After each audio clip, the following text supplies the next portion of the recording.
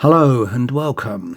I'm the Watch Golem, bringing you videos on watches, clocks and horology.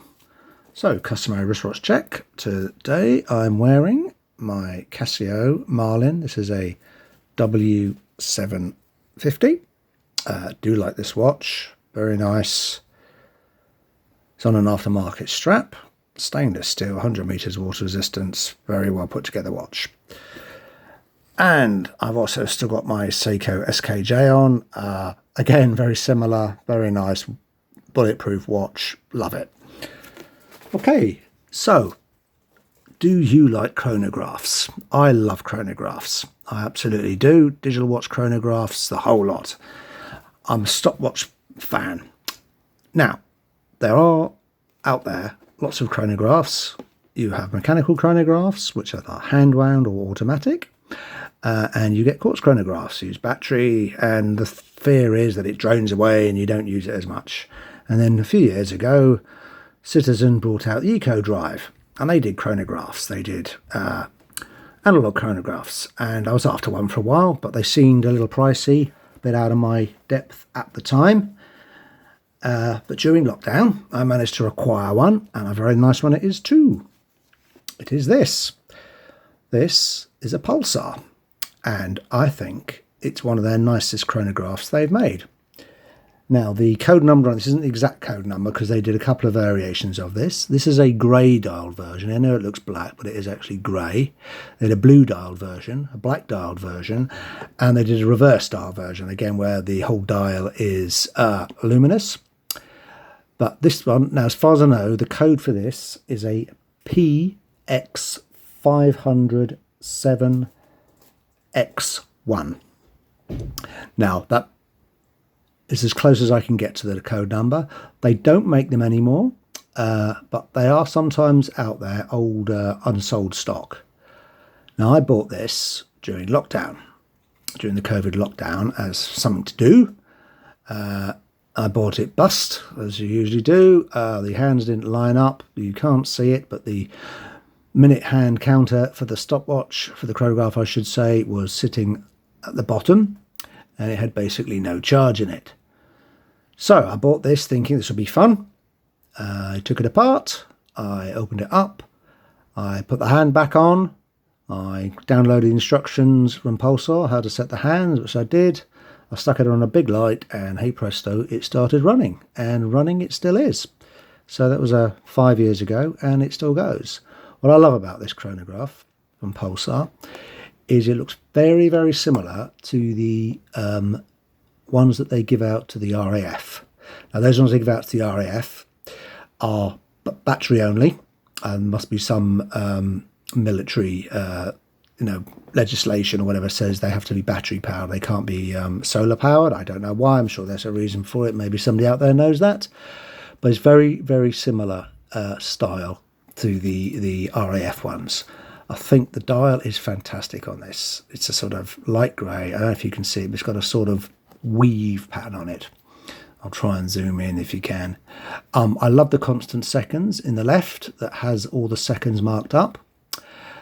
It's got a 24-hour indicator on the right, which obviously, when you're doing your night flights, etc., or you're caving, is very useful. And what you can't see, and was one of the problems with chronograph watches, is the minute counter down there. It does up to 60 minutes.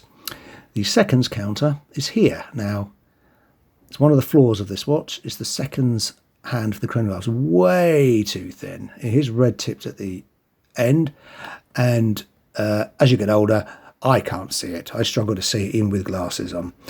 If they made it a bit fatter and painted it red, the whole hand red like the rest of it, I think that would have been a better way of doing it. But anyway, I can't help what Pulsar did. It's their company. They do what they like. Now, this one's a little beaten up. It's got a few scratches, as you can see, just down here. And there's some chips on the crystal, I think, around here. It's just a mineral crystal. But the watch is pretty good. It's got a sort of matte finish on the case, which I like because it doesn't finger mark. It's got one of the biggest case backs I've come across, but I think that's because it's a solar powered chronograph. And I love the way it says no battery change required, just in case, somebody tries to change the battery. And of course, Pulsar is owned by Seiko, and you get this very nice Seiko wave at the back, and that double wave indicates it's 100 meters water resistance, which it is.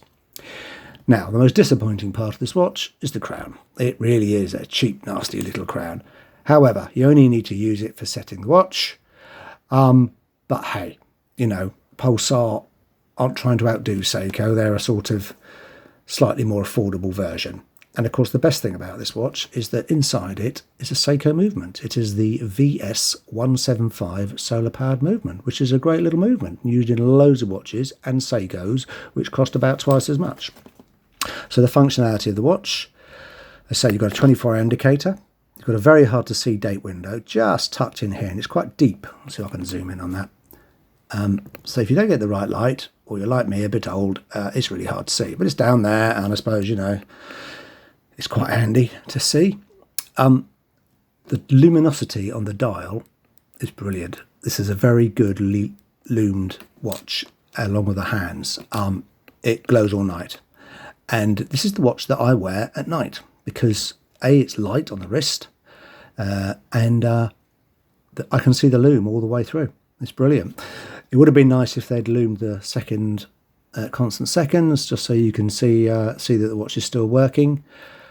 But yeah, the chronograph functions are pretty standard. So you've got the start, and of course, being the VS175, beats 5 beats a second, which is wonderful because it makes it look like a mechanical chronograph, and you can just see it running there. I love it.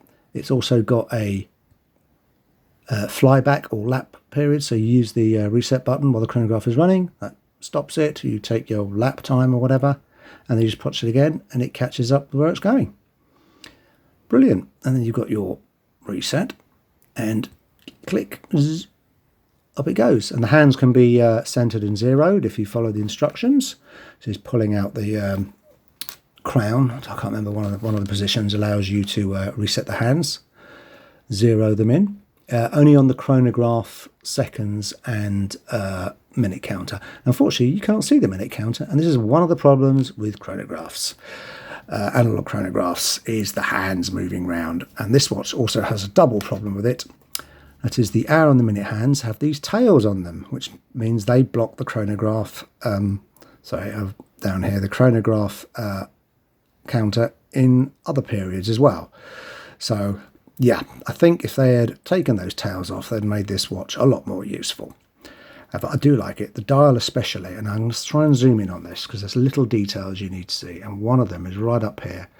On the 12, the 9, the 3 and the 6 marker, there's a luminous pip, but on the, let's say, the 12, 9, 3 and 6, they've actually put a tiny red circle around it, which is great. They don't do this on the reverse dial, which is the luminous one, and I just think it's very smart and a great piece of attention to detail. There is a bit of an issue with alignment, and the issue with alignment, the minute hand going round and the hour hand, that's fine, so that's lined up nicely. But the seconds, constant seconds, and you'll see it in a minute, it's probably out, just round here, and it starts to get to 45 seconds, it starts to line up again. So obviously the printing of the dial wasn't the greatest, and it's same with the minute counter. The minute counter is just slightly off, but not by much.